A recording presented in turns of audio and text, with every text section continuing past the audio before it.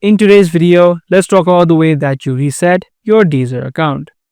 Deezer's by default does not allow a full reset of your account, but you can either change your settings, clear your data, or start a fresh account.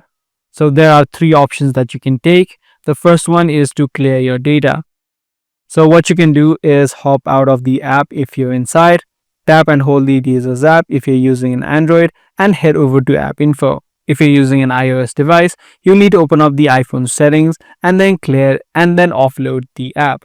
Inside of this settings, tap on clear data and tap on clear all data.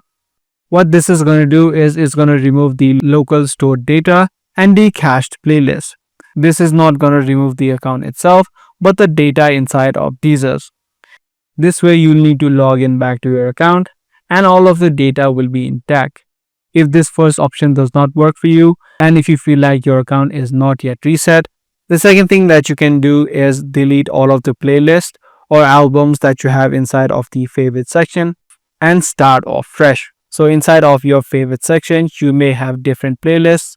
You can just tap on the three dotted line and remove all of these playlists.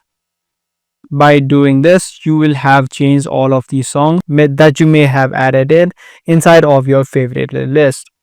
If this step also does not work for you and if you feel like this is not the right step on resetting your Deezer account, the last thing that you can do is close your Deezer account and then start over fresh. So head over to the settings, tap on manage plan, and then you'll have the option called delete my account. You need to first of all delete the existing account that you have, but before that make sure you cancel your subscription and then delete your account. Once your account has been deleted, use a different email address to open up a new account. This way you'll start off fresh and will be equivalent to resetting your Deezer account. If this guide video was helpful to you, be sure to subscribe, share, and also give this video a thumbs up. That's pretty much it for today. I'm gonna see you in the next one.